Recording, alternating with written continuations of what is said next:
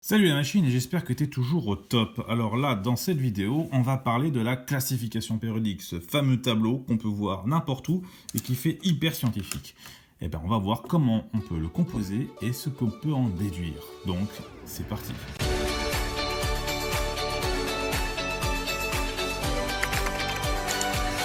Alors, la classification périodique, elle est assez ancienne, ça date donc du 19e siècle, c'est Mendeleïev, c'est souvent un mot qu'on doit connaître, d'ailleurs je vais vous écrire l'orthographe de son nom de famille. Donc, il s'appelait Dimitri, et son nom de famille c'était Mendeleïev, ou Mendeleïev en version française, et il a fait sa classification environ en 1847, il me semble, hein. Après on n'est pas 10 années près. Donc, en 1847, il fait une première classification. Ça marche, mais pas top, parce qu'on ne connaît pas encore tous les atomes, et surtout, on ne connaît pas encore la structure électronique. Et donc, grâce à Niels Bohr et Wolfgang Pauli, on peut avoir la structure électronique, ça c'est dans une autre vidéo, et on peut donc composer la classification périodique. Donc, pour composer la classification périodique, on utilise la formule électronique. Et on va ajouter à ça deux règles. La première règle, c'est que les atomes, on va les classer du plus léger au plus lourd, c'est-à-dire qu'on va faire en suivant les Z croissants. Rappelez-vous, Z, c'est le numéro atomique, c'est-à-dire le nombre de protons, c'est-à-dire le nombre d'électrons. Et on va changer de ligne à chaque fois qu'on va avoir la couche qu'on considère, qui est saturée, ou bien si elle arrive à 8 électrons. Ce sera le cas à partir de la couche M. Donc, on va se donner un petit symbolisme. Donc là, par exemple, ici, on va faire notre classification comme ça, avec en jaune le symbole de l'atome. On va mettre en turquoise, en bleu, bleu clair, le Z, donc le numéro atomique, et en dessous en vert, la structure électronique de chaque atome, dans son état fondamental, bien sûr. Donc, on peut attaquer. Alors, on va en faire un peu plus lentement, ou deux, et puis après, on va aller un peu plus rapidement. Donc, ici, on prend par exemple le premier atome, donc on va mettre Z égale à 1. Z égale à 1, il se trouve que ça s'appelle l'hydrogène. Son symbole, c'est H. Et sa structure électronique, c'est aussi simple que ça peut l'être, K1. Et il n'y a qu'un seul électron. On passe au suivant, celui qui est à côté. Donc, on va avoir ce coup-ci K2, puisqu'on a le numéro atomique 2. Et ça, c'est l'hélium. L'hélium qui est un gaz très très volatile. Et on arrive à la fin de la première couche, et donc du coup on a dit que si on arrivait à une couche saturée, on change de ligne, donc on change de ligne. On passe à la deuxième ligne. Là, on va tout de suite sur la deuxième ligne commencer à mettre les numéros. Hein. Donc on va avoir 3, 4, 5, 6, 7, 8, 9 et 10.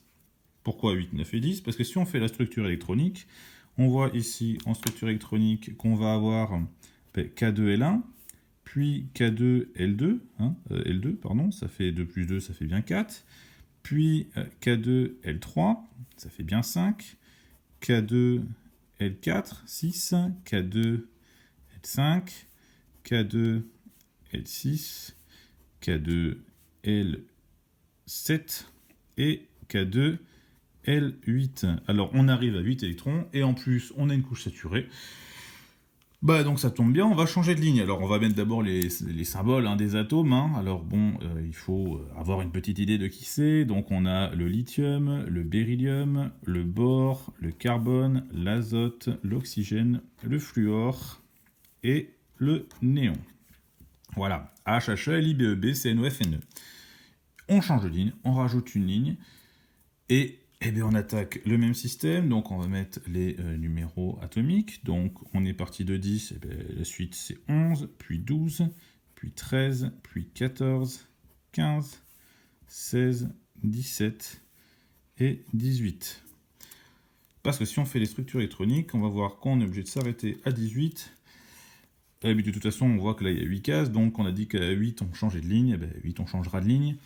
Et là, on a donc K2, L8, M1, K2, L8, M2, K2, L8, M3, K2, L8, M4, K2, L8, M5, K2, L8, M6, c'est fatigant, hein. K2, L8, M7, et on finit par K2, L8, M8. Parfait. Nickel. Et donc, on n'a pas le nickel par contre là-dedans, mais on a donc le néon, ensuite suivi donc du sodium, du magnésium, de l'aluminium, du silicium, du phosphore, du soufre, du chlore et de l'argon.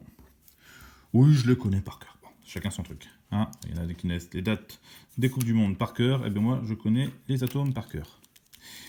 Là, ça c'est notre classification périodique. Alors ça ressemble pas tout à fait à celle qu'on a l'habitude de voir, et on va voir pourquoi. On va pouvoir bouger une des cases de la chose. Maintenant qu'on a notre début de classification périodique, donc ces 18-là, vous devez pouvoir les connaître normalement. Alors il y a des moyens mnémotechniques pour s'en souvenir. Les deux suivants, peut-être, enfin on peut aller jusqu'à 20, mais là on va se retrouver en conflit avec notre structure électronique et notre modèle qui est arrivé à sa limite. Donc là il arrive à sa limite à ce niveau-là. On va maintenant faire des constats autour donc de cette classification périodique. Donc si on constate 2-3 choses. La première chose, c'est qu'à chaque ligne, on va correspondre à une couche entamée. Je vous la remets au-dessus hein, pour qu'on se rende compte. Si on regarde bien, ici, la première ligne, c'est la couche K. La deuxième ligne, c'est la couche L. La troisième ligne, ça va être la couche M qu'on entame. Et donc logiquement, la quatrième ligne devrait être entamer la couche N. Et donc, chaque ligne correspond à une couche entamée. Et ben, cette ligne, cette couche, hein, ben, on va appeler ça une période.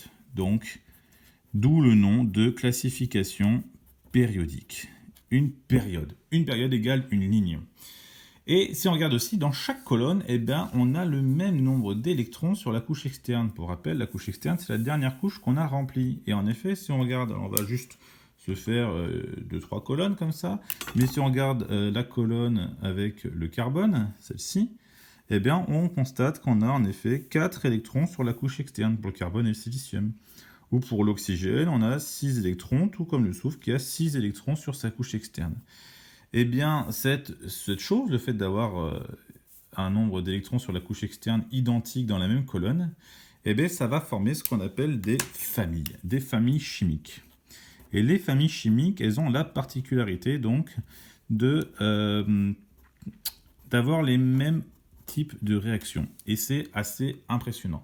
C'est-à-dire que tous ceux qui sont dans la première colonne, par exemple, ont le même type de réaction, à part l'hydrogène qui est un peu particulier.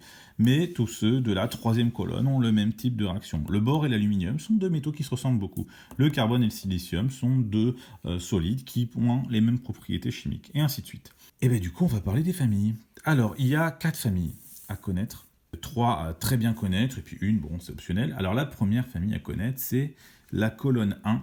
La colonne 1, le nom de la famille, c'est ce qu'on appelle les alcalins. Les alcalins. Alors, alcalin, c'est aussi un adjectif pour dire que quelque chose est basique. Basique, c'est le contraire d'acide. Donc les alcalins, on trouve dans cette famille-là, alors pas l'hydrogène, je vous l'ai dit, il est un peu à part, c'est un peu l'exclu de la famille, mais on a le lithium, le sodium, le potassium, le rubidium, le césium, etc.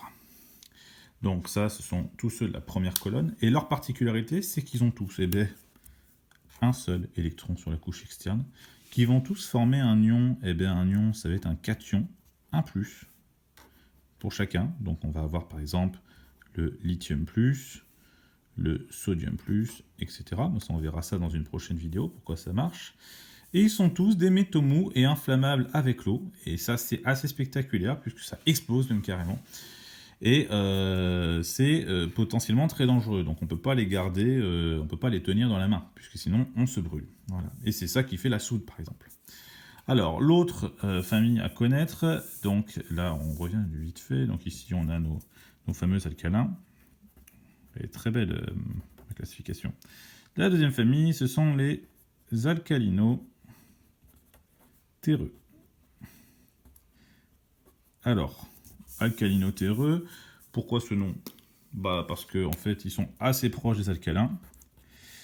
Et ils ont la particularité donc d'être très présents dans la croûte terrestre. Donc ça, c'est une de leurs particularités, donc ça je l'ai mis. Ils sont très présents dans la croûte terrestre, donc c'est pour ça qu'on les appelle les alcalino-terreux. Donc on a en exemple, il n'y avait pas l'hélium aussi, hein, il est à part, il n'est pas dans la même famille, mais on va retrouver donc le beryllium, le magnésium, on a aussi le calcium qui est de la même famille et pas mal d'autres. Alors la particularité à tous, le nombre d'électrons sur la couche externe, c'est pas dur, on garde 1, 2, voilà. 2 électrons sur la couche externe, ils forment tous un cation 2+, donc par exemple le Mg2+, le Ca2+, qui est l'ion calcium, et comme j'ai dit, donc très présent dans la couche terrestre. Avant-dernière famille à connaître, ceux de la 17e colonne, donc on les retrouve ici, donc c'est la 7e colonne dans notre petite classification à nous, parce qu'on a une classification d'enfants. Hein. Donc ici, ce sont les halogènes. Les halogènes, on les trouve dans les lampes halogènes, hein, assez facile. Les halogènes, eux, ils ont leur particularité, bon, ils n'en ont pas énormément de particularités, mais ils sont plutôt réactifs quand même. On remarque, si on regarde la classification, qu'ils ont 7 électrons sur la couche externe. Donc les halogènes, on peut s'en donner quelques-uns. Donc on a le fluor, on a le chlore, on a le brome, on a l'iode, et puis on en a d'autres. Là, on va commencer à attaquer les radioactifs. Et en ion, ils font tous un anion 1-. Donc si vous ne savez plus ce que c'est qu'un anion, il y a d'autres vidéos pour ça.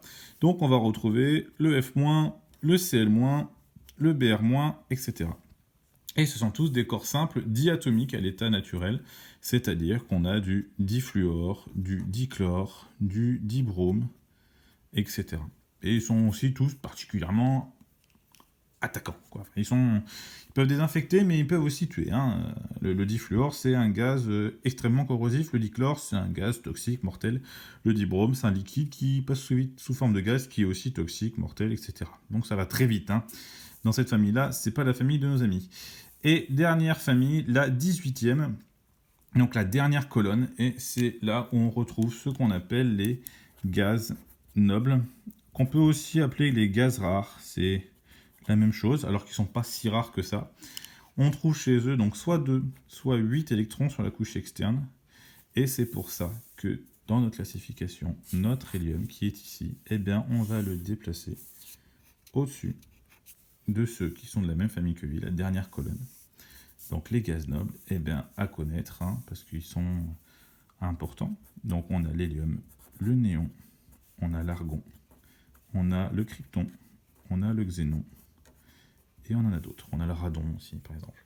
Donc 2 ou 8 électrons sur la couche externe sont tous sous forme de gaz monatomique, ce qui est hyper particulier, et ils sont inertes, c'est-à-dire qu'ils ne réagissent pas. Et c'est pour ça qu'on a mis très longtemps avant de les découvrir. Donc voilà, c'est fini sur la classification périodique. Ce qu'il y a à savoir, donc c'est assez rapide, c'est assez simple. Une ligne, c'est une période. Une colonne, c'est une famille. Chaque famille a sa particularité. Et on peut les retrouver grâce à la classification périodique. La classification périodique, on peut la lire dans tous les sens, c'est-à-dire qu'on peut en déduire à partir du numéro atomique sa structure électronique et l'inverse. Et puis retrouver les familles en regardant les structures électroniques et tout et tout. Donc voilà, j'espère que c'est été utile et on se retrouve bientôt pour une autre vidéo.